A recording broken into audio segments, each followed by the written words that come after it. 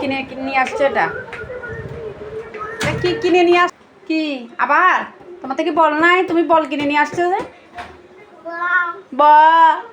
বাম্বা কেন বল নিছো কেন?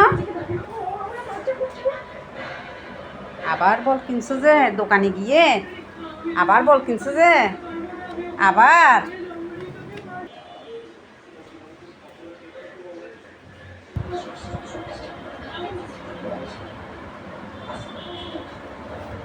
না বুঝছো?